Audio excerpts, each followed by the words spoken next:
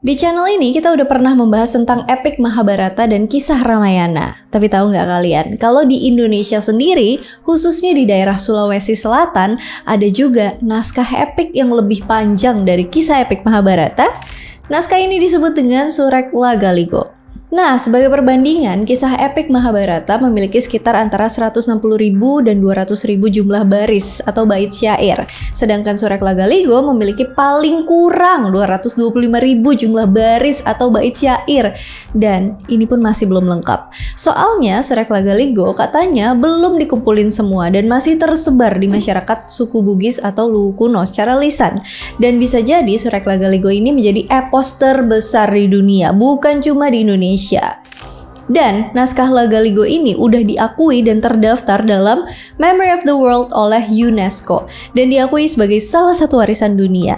Tapi meskipun begitu, yakin deh pasti di antara kalian yang nonton ini tuh masih ada yang belum tahu dan bahkan belum pernah dengarkan. Nah, makanya kali ini kita akan bahas Surek Lagaligo, kisah epik terpanjang di dunia.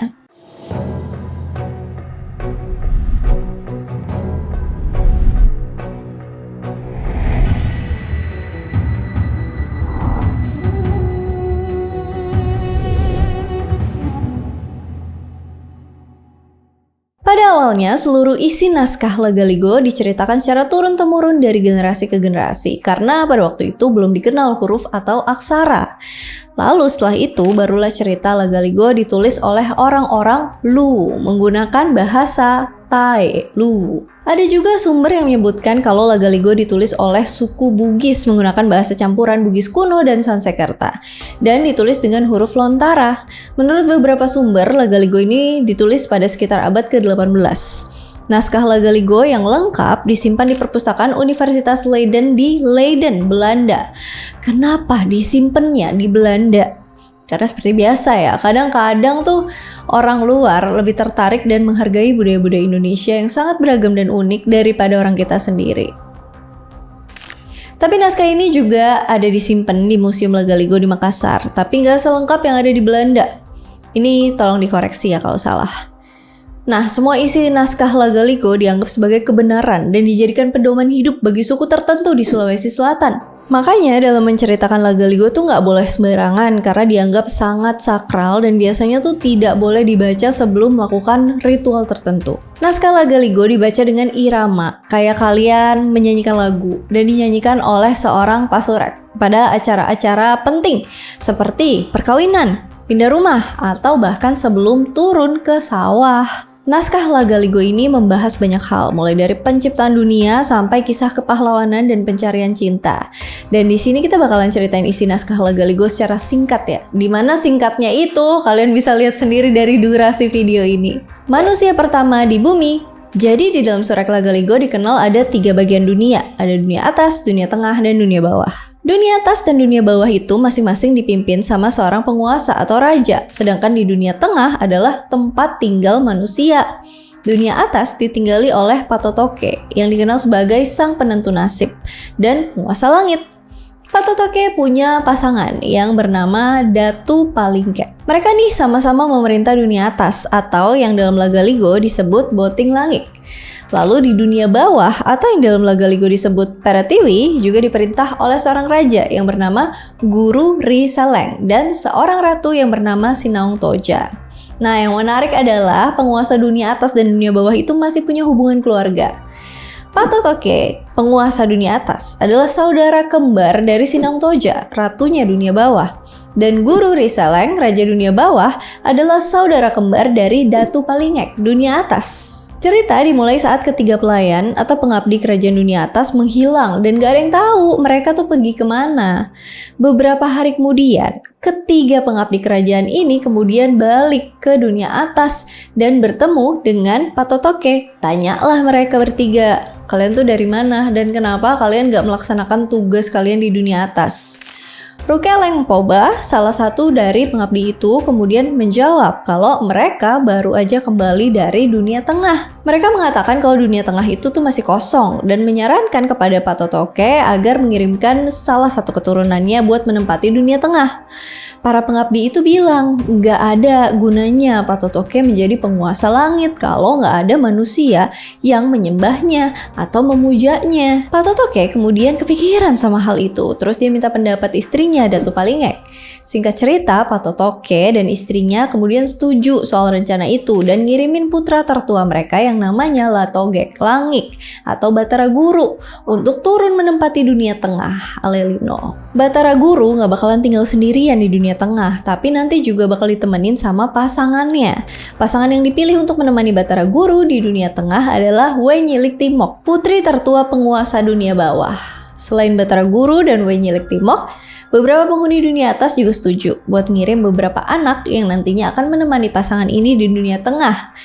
Sebelum turun ke dunia tengah, Batara Guru dikasih arahan nih soal apa aja yang mesti dilakuin nanti saat tiba di dunia tengah. Selain itu, Batara Guru juga dikasih tugas sama ayahnya buat menciptakan gunung, hutan, lautan, hewan-hewan, dan tumbuhan. Setelah itu Batara Guru diturunin deh ke dunia tengah melalui sebatang bambu. Batara Guru dimasukin di dalam bambu, terus dia diturunin melalui sebuah buayan ke dunia tengah. Selama perjalanan itu, Batara Guru melaksanakan tugas yang diberikan oleh ayahnya dan menciptakan berbagai macam hal yang tadi udah disebutin. Dalam versi lain diceritain kalau Batara Guru diturunin ke dunia tengah atau bumi dan mendarat di Tanah Luwu, Sulawesi Selatan. Batara Guru mendarat dengan mengendarai bambu betung yang diikat tali emas. Setelah 7 hari 7 malam berada di dunia, Batara Guru kemudian membelah bambu yang menjadi kendaraannya tadi dan kemudian mengamati sekelilingnya. Pada saat itu, Batara Guru kemudian pengen ketemu sama pasangannya, Wenyilik Timok, yang masih berada di dunia bawah, Peretiwi. Tapi hal itu nggak bisa terwujud. Sampai akhirnya Batara Guru marah, terus dia balik ke dunia tengah dan tinggal di dalam bambunya. Batara Guru tinggal di dalam bambunya itu sangat-sangat lama, sekitar 3 bulan tanpa makan dan minum. Melihat keadaan putranya yang kayak gitu, Datu Palingek kemudian memohon kepada suaminya, Patotoke, buat mengirimkan hak warisan Batara Guru ke dunia. Soalnya sebelum ada rencana buat ngisi dunia tengah, sebenarnya Batara Guru tuh udah menjadi pewaris tahta kerajaan langit. Tapi karena Batara Guru udah dikirim ke Alelino, akhirnya hak warisan itu kemudian diturunkan ke bumi tempat Batara Guru tinggal. Akhirnya di sebuah hutan belantara dekat Luwu pada waktu tengah malam dan diiringi cuaca yang sangat buruk, Patotoke kemudian menurunkan sebuah istana. Inang-inang pengasuh, pohon asam, dan juga rombongan pengiring buat putranya, Batara Guru. Tapi sebelum itu, Patotoke udah lebih dahulu mengirimkan 7 orang keling atau manusia berkulit sawo matang ke bumi. Keesokan paginya, Batara Guru kemudian keluar dari bambunya dan menuju ke istana yang udah diturunkan ke bumi oleh ayahnya. Setelah 5 bulan berada di dunia tengah, Batara Guru rindu nih sama dunia atas dan kemudian di dalam mimpinya dia naik ke dunia atas. Di dunia atas, Batara Guru dikasih ayahnya sebuah susur bekas dan menyuruh dia buat pergi ke tepi pantai besok harinya. Setelah itu Batara Guru balik ke bumi dan melaksanakan semua petunjuk yang udah diberikan sama ayahnya. Saat Batara Guru tiba di tepi pantai, dia nemuin sebilah pedang, payung kebesaran, dan perisai yang semuanya itu berasal dari dunia atas. Gak lama kemudian dari arah timur di tengah laut muncullah Wenyilik Timok yang ditemani oleh beberapa pengiring. Di antara pengiring itu ada beberapa wanita yang bakalan dijadikan sebagai selir oleh Batara Guru. Akhirnya Wenyilik Timok muncul juga di bumi setelah ditungguin berbulan-bulan sama Batara Guru. Batara Guru pun kemudian berenang ke arah Wenyilik Timok buat nyambut calon istrinya itu. Setelah sampai ke tempat calon istrinya dan duduk di atas kursi usungan, anehnya kursi itu tuh nggak menuju ke pantai, tapi hanya terombang-ambing di lautan selama 9 hari 9 malam. Patotoke yang ngelihat kejadian itu kemudian nyuruh seorang abdi kerajaan dunia atas buat membawa uang mahar ke penguasa dunia bawah, yaitu Guru Risaleng dan Sinaung Toja. Setelah pemberian uang mahar itu, barulah kursi yang ditempati Batara Guru dan istrinya bergerak menuju ke tepi pantai. Setibanya di pantai, pasangan ini dan rombongannya kemudian menuju ke istana Batara Guru. Di istana itulah Wenyilik Timok dan para selir-selir wanita tinggal bersama Batara Guru. Beberapa waktu kemudian, para selir-selir ini melahirkan anak. Dan salah satu selir yang bernama We Saung Ryuk dari dunia atas melahirkan anak perempuan yang bernama We Odang Ryuk. Tapi sayangnya anak itu kemudian meninggal. Setelah dikuburin, kuburan We Odang Ryuk secara perlahan berubah jadi lembah dan bukit yang ditumbuhi padi yang udah menguning. Patotoke bilang ke Batara Guru kalau anaknya itu tuh udah jadi padi dan akan menjadi makanan manusia. Dan itu alasan kenapa di bumi ada tanaman padi. Tolong koreksi kalau salah ya. Nah, walaupun semua selirnya udah melahirkan anak, tapi Wenyelik Timok yang merupakan pasangan Batara Guru tuh masih juga belum dikaruniai seorang anak. Akhirnya pasangan ini minta bantuan para bisu buat nyampain permohonan ke para dewata supaya mereka tuh diberi keturunan. Bisu ini adalah sebutan untuk tokoh spiritual yang dianggap sakral oleh masyarakat Bugis di Sulawesi Selatan. Para bisu ini kemudian ngelakuin sebuah upacara, terus mereka dengar dari dunia atas dan juga dunia bawah kalau Wenyelik Timok akan melahirkan putra yang bakalan menguasai wilayah Luwuk. Kalian masih ingat kan wilayah Luwuk itu apa? Itu adalah wilayah tempat turunnya Batara Guru pertama kali di bumi. Dan gak lama setelah itu akhirnya istrinya pun hamil dan dalam waktu 7 bulan aja dia kemudian melahirkan. Tapi proses kelahiran ini tuh gak berjalan lancar dan ada masalah. Tapi masalah itu bisa diatasi setelah Batara Guru manggil anaknya dan menjanjikan anaknya bahwa suatu saat nanti dia bakalan jadi Raja Luwuk. Setelah melakukan itu barulah anaknya yang bernama Batara Latu lahir. Bisa ya negosiasi sebelum lahir? Aku juga mau kalau bisa. Kisah Batara Latu. Singkat cerita, beberapa waktu kemudian anak Batara Guru udah akil balik nih, udah remaja dan udah saatnya dicarikan calon istri. Calon istri ini tuh gak boleh sembarangan, soalnya harus berasal dari kalangan yang sama tingginya, serta berdarah sama putih bersih dengan Batara Latu. Calon istri yang sesuai kriteria tadi tuh susah banget buat dicari. Makanya Batara Guru minta nasihat bapaknya, Patotoke yang ada di dunia atas. Dari situ Patotoke mengatakan bahwa ada manusia berdarah putih suci yang tinggal di negeri Tompok Tikak. Manusia berdarah putih suci yang dimaksud adalah 2 putri yatim piatu yang bernama We Adi Luwuk dan We Datu Sengkeng. Orang tua mereka berasal dari dunia atas dan dunia bawah yang juga ikut menemani Batara Guru saat pertama kali ditempatin di bumi. Kedua putri yatim piatu ini tuh kesian banget deh. Soalnya ketika orang tua mereka meninggal, harta mereka tuh dirampas sama bibi mereka yang jahat. Jadi mereka tuh harus mengembara sendirian di hutan belantara dan gak punya tempat tinggal. Dan akhirnya setelah Batara Guru udah mengetahui calonnya, dia pun kembali ke bumi dan menyuruh Batara Latuk buat pergi ke negeri Tompok Tikak menggunakan kapal dari dunia bawah.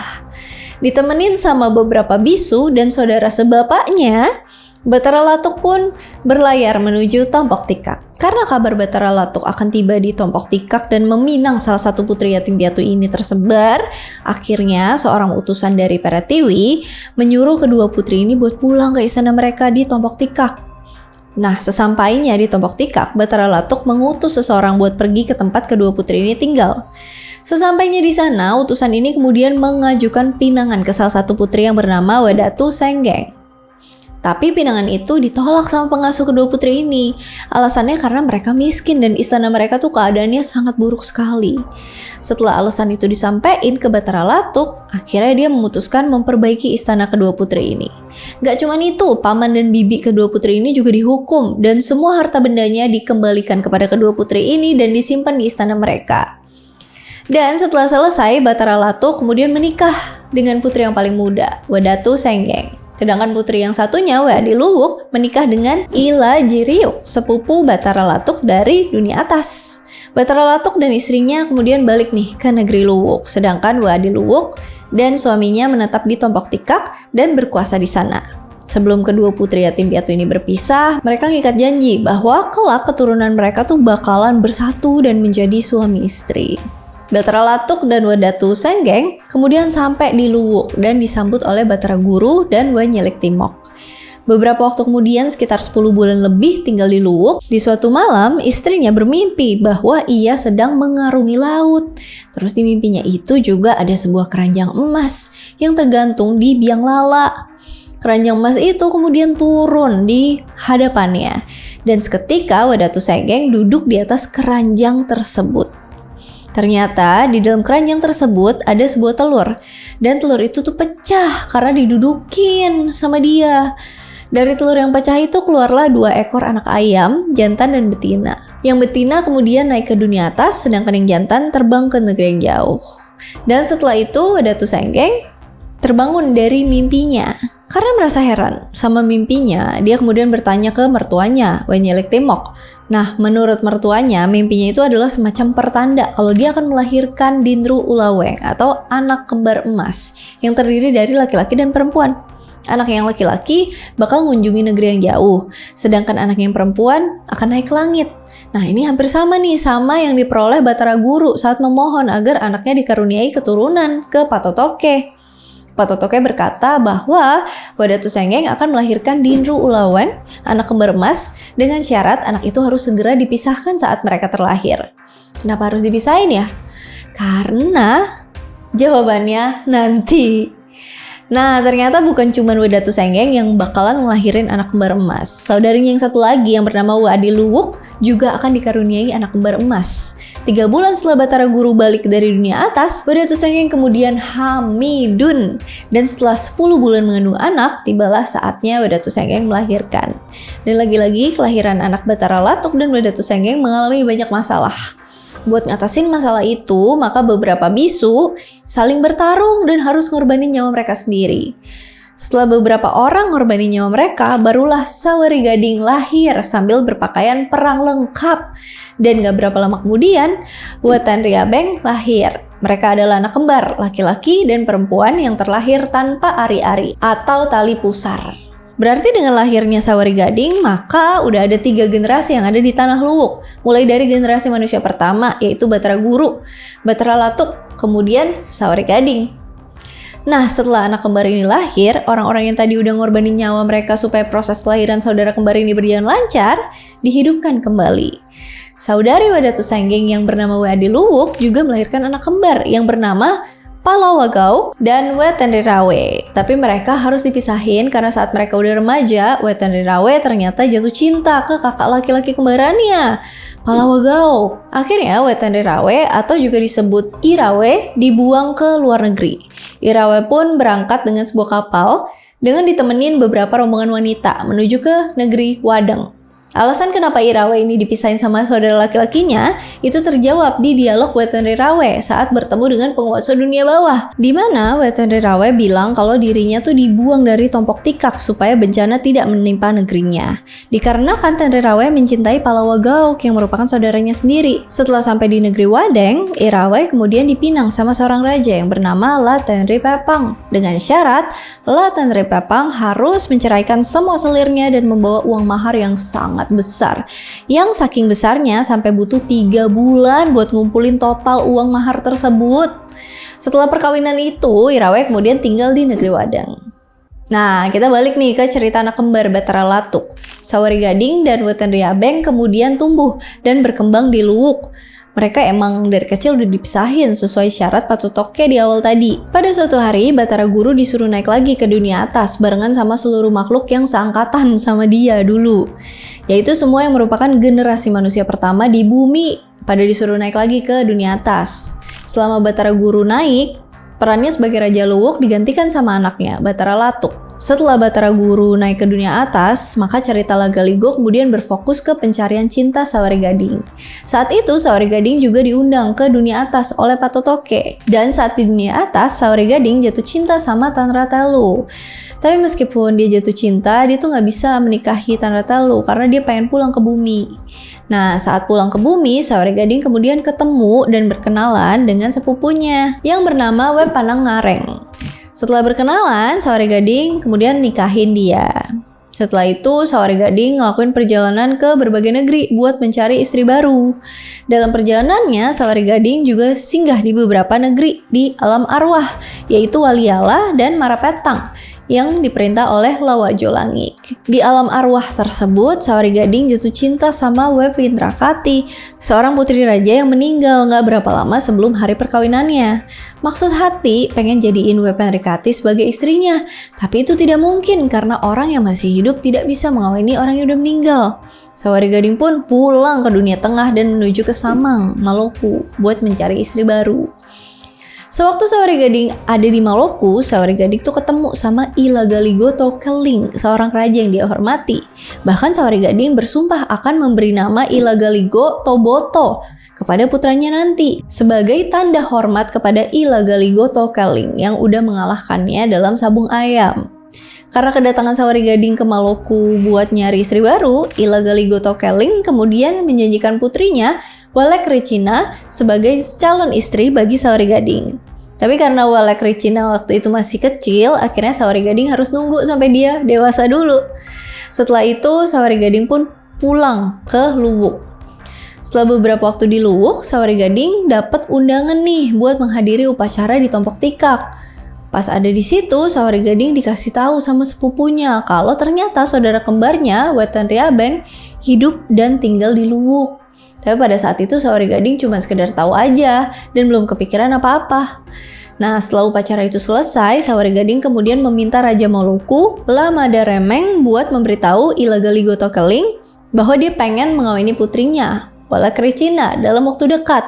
Tapi ternyata Walek Ricina udah meninggal 3 tahun yang lalu sebelum upacara ini dan udah berpindah ke Waliala, yaitu alam arwah. Mendengar hal itu dia kaget, tapi dia mutusin buat tetap mengawini Walek Ricina. Padahal Sawari Gading udah dinasehatin sama bibinya, di Luwuk, buat batalin rencana itu. Dan juga alam arwah nih sangat terlarang bagi manusia yang masih hidup. Tapi tekad Sawari Gading buat bertemu sama Walek Ricina gak surut. Sawari Gading didampingi sama Palawa Gauk dan La Tandri Pepang, kemudian berlayar menuju ke arah barat dengan tujuan menjemput Walek Ricina. Dalam perjalanannya, Sawari Gading dan rombongan ngalamin banyak kejadian unik. Misalnya, seminggu setelah perjalanan mereka, rombongan ini kemudian sampai ke sebuah wilayah berbahaya di laut, yaitu tempat tumbuhnya Pau Jengki, pohon besar yang akarnya ada di dunia bawah dan batang pohon itu menjulang sampai langit. Di tempat itu juga Sawari Gading dapetin salah satu kapalnya tenggelam, tapi muncul lagi ke permukaan bersama beberapa kapal dari dunia bawah yang membawa hadiah untuk Sawari Gading. Setelah itu rombongan Sawari Gading lanjutin perjalanan dan gak lama kemudian sampailah mereka di Marapetang, di alam arwah. Belum juga bertemu dengan Walek Ricina, tapi Sawari Gading udah dapat kabar kalau Walek Ricina belum lama ini nikah sama seorang raja Waliala yang bernama La Daeng Lebek. Nggak tinggal diem dong, Sawari Gading kemudian ngutus abdinya yang setia, Lapan Tanrang, menuju ke alam arwah untuk bawa Walek Ricina. Tentu aja La Daeng Lebek nggak tinggal diem, dan akhirnya pecahlah pertempuran antara pasukan La Daeng Lebek dan pasukan Luwuk. Dalam pertempuran itu, semua pasukan Luwuk kalah dan meninggal. Karena mereka semua meninggal, akhirnya sang pencipta ikut turun tangan dan memerintahkan cucu buyutnya, La Punalangik, buat membantu Sawari Gading. Dengan bantuan itu barulah akhirnya La Daeng Lebek bisa dikalahin. Dan gak cuma dikalahin, La Daeng Lebek juga diturunin dari posisinya sebagai penguasa Waliala karena dia udah mengizinkan makhluk hidup memasuki alam arwah. Pasukan Sawari Gading yang tadinya udah tewas dihidupin kembali. Setelah kemenangan itu, Sawari Gading kemudian pergi mencari Walek Ricina di istana Waliala. Mereka berdua akhirnya bertemu dan Sawari Gading mengatakan keinginannya buat bawa Walek Ricina ke dunia tengah. Tapi lagi-lagi hal itu nggak dapat dilaksanain. Soalnya Walek Ricina udah meninggal dan menjadi arwah. Akhirnya karena udah nggak ada jalan lain, akhirnya Sawari Gading dengan berat hati pulang ke bumi dan kembali ke negeri Luwuk.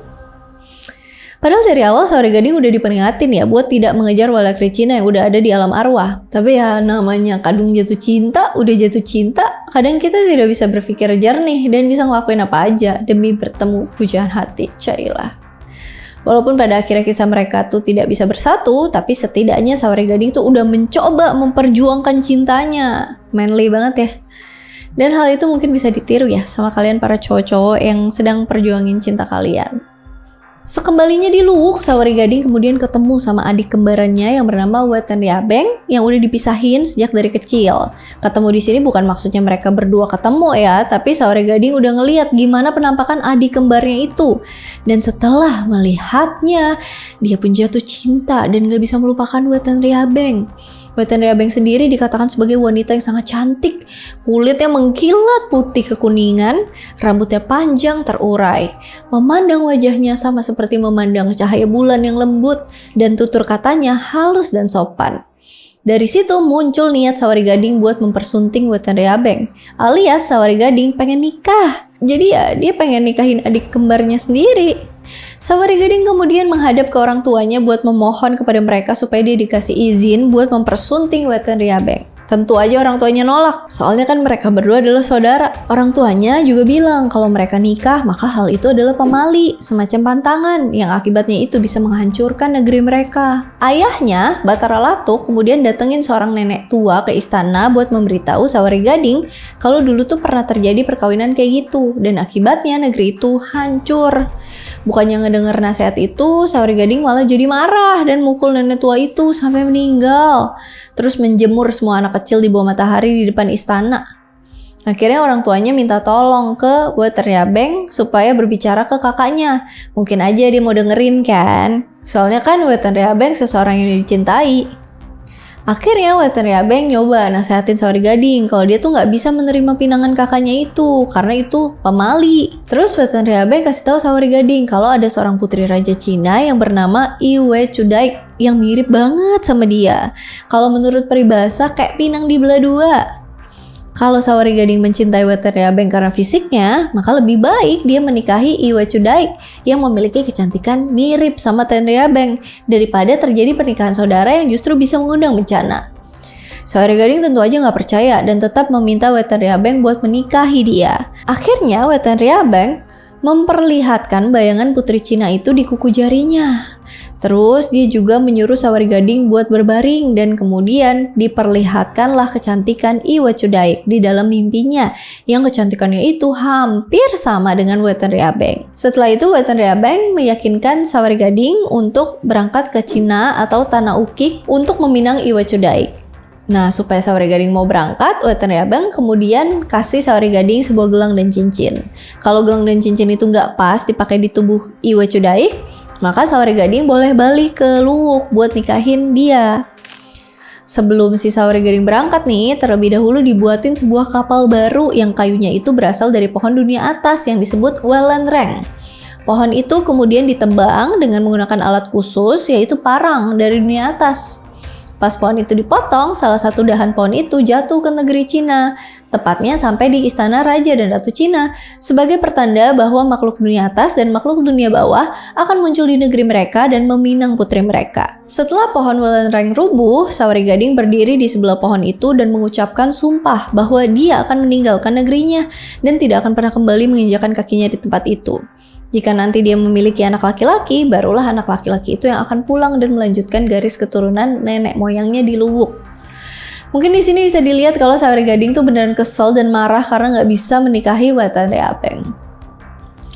Nah, sebelum Sawari Gading berangkat ke Cina, dia diberitahu sama Wetan Ryabeng tentang apa aja yang bakalan ditemuin di dalam perjalanannya. Jadi Wetan Ryabeng ini adalah seorang bisu. Dia dikenal punya kemampuan spiritualitas yang tinggi, makanya dia bisa ngeliat ke masa depan. Nah, Wetan Ryabeng kasih tahu ke Sawari Gading kalau dalam perjalanannya ke negeri Cina dan setelah dia tinggal di sana, dia bakal ngalamin beberapa hal, kayak 7 kali pertempuran di laut dan juga ngalamin berbagai kesulitan selama perkawinannya dengan Iwe Chudaik. Wetan Ryabeng terus ngasih berbagai macam jimat yang akan melindungi kakaknya selama dia pergi. Sawari Gading dan Wetan Ryabeng juga saling berjanji kalau nantinya mereka udah punya anak, maka anak tersebut akan bersatu dan menjadi pasangan. Gimana? Keesokan harinya, setelah semua persiapan dilakuin, Sawari Gading berangkat ditemenin sama beberapa abdi setianya. Sawari Gading berlayar ke negeri Cina dan gak akan kembali sebelum memiliki anak laki-laki dari perkawinannya dengan Iwe Chudaik. Setelah kepergian kakaknya itu, Wetan Ryabeng sebagai bisu naik ke langit. Dan di langit dia menikah dengan Remang Rilangik.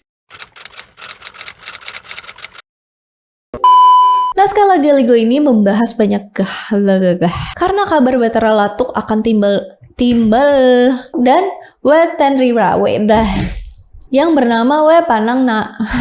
Tapi ya dan hal itu mungkin bisa ditiru ya sama kalian para cowok-cowok yang sedang perjuain. Sebel banget. Setelah itu Wetan Ryabeng apa sih?